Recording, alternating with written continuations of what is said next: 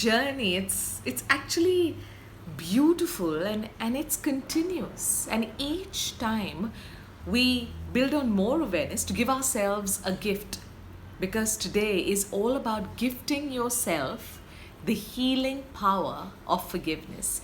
We welcome Dr. L Sampoorna, who is a psychologist who's done her PhD in forgiveness, and she's going to be telling us and just starting us out on this journey of forgiveness.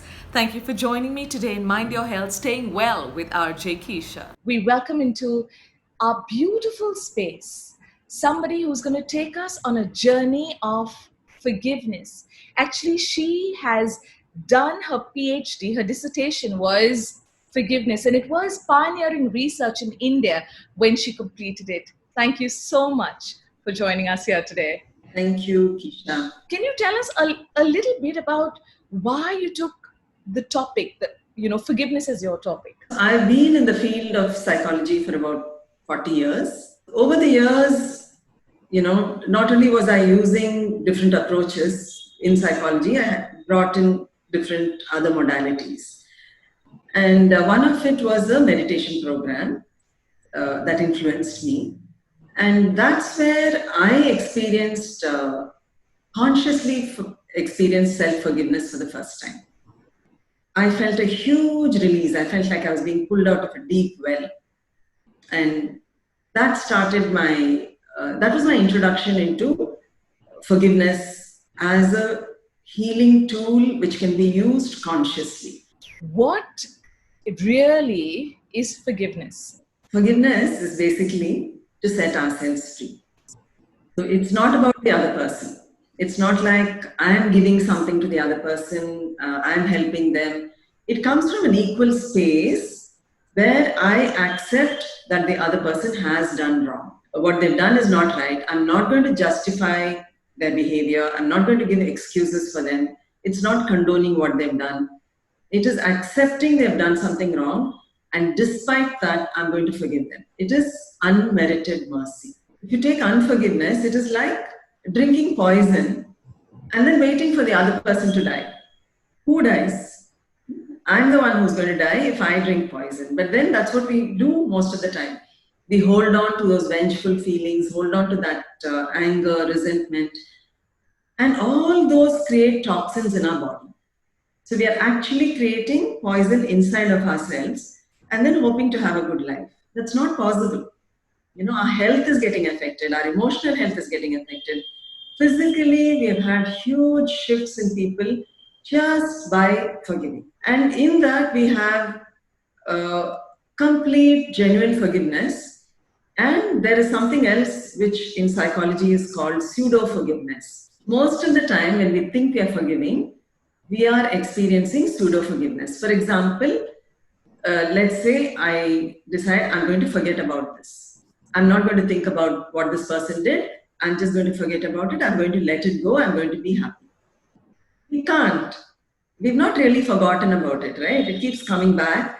And the smallest trigger the next time will make us react even more intensely. Because the transgression is sitting there. It is like I'm hurt by them and I can't really forget it. But what we want to do is we want to forgive so that we can remember it in a new way. But we don't want that churning to be happening. So if you don't want the churning to be happening, we want to process those emotions so that they are dissipated. And then when we think of the incident, it brings up either neutral memories or it's a nice positive experience because there are other positive experiences with that person. Where you say it's unmerited mercy and we want to remember it in a new way. What can we do that we can start this journey, some sort of cleansing within us? In psychology research, actually, they found that just thinking about the term forgiveness itself is healing. Stress levels in the body are reduced. There's more calm, there's more peace. Just thinking about the word. At the same time, if we just take a decision, okay, I'm going to forgive, that's the first step. But that's not complete. See, what is the core? What is inside of us? Inside of us is love, compassion, well-being. These are the things that we are born with, which is our very essence. But that's covered with all these layers. So when we process those things which are outside of us, so forgiveness leads you directly to that state, to those emotions, to those feelings. We can just do a small little exercise, which is more about letting go, which is a very natural thing, which all of us do in our daily lives. But because of sophistication and etiquette, we've learned to stop using it. Forgiveness is actually a very natural process, but it could take years. So here we have a step-by-step approach, which can go from letting go to coming to that state. So here we're just talking about the very first step, and that is just using a simple sound like ah. Yeah, do that a few times. Ah. Ah. And then just close your eyes and notice how you feel. Ah. And then you can open your eyes and just let me know, are you feeling the same? Is there a different response inside? I have this light-headed feeling right now. It's like there was like a ball of concentration, and now I'm just feeling at ease. So whether it's stress, whether it's tension, whether it's anxiety, depression, you can just start with something as simple as this. Because through forgiveness, what do we want? We want to bring in calm, peace. That's what we want to bring into our lives. And all that is already there inside of us. And how can we allow it to be expressed in our lives? By making space for it. By just doing an hour, we can clear out all that excess information and stuff which is sitting there. And we can empty out so much space. It's like removing clutter from your cupboard, from your shelf. And then before it fills up again with something, you want to allow what you want to go and sit there.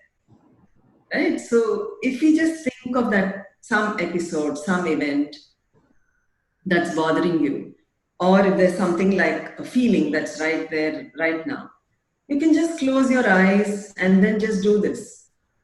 So there are two ways to do this. One is to just go, which is just sighing with your breath alone. The other way is to bring the sound, the voice along with the breath, which is even more powerful. It's pretty close to that. Of course, that was, a lot more, the lightness. Yeah. I'm still feeling a shift, a relief within my body. So wonderful. It's the body's natural mechanism. Creation has made us with all these natural things within us. So if you notice, children use it a lot when they're playing. When they're playing, when they're tired, they'll go, It's very natural for them. The other people are the old people, sick people who've lost all that etiquette and sophistication. Their release from pain is more important. So they use it more naturally. So that will be a first thing. It will bring genuine catharsis. It will really bring release. Can we also use our physical body when we're letting go? Like if there is space around and we are alone at home? It's very good to let go using your whole body, your hands, because when you bring your body into it, there's even more release that happens. So when you're letting go, and if you have space and there's no one else and you're free, you can stand up and then you can let go, bringing your hands, your arms, your feet. You can stomp, you can move, you can let go as you're saying, and you can bring your whole body into it, walking around, stamping, stomping, and let it all go. Using the and in all its power and magnificence, allowing yourself to truly let go. Hold on to this right through the week, and we'll welcome our guest of the week, Dr. L Sampoorna, back into our space, and she's going to be telling us and sharing with us more tools to start out the healing part of forgiveness. Till then, like, subscribe, share. You doing that means a lot to us. Mind your health, staying well with RJ Keisha.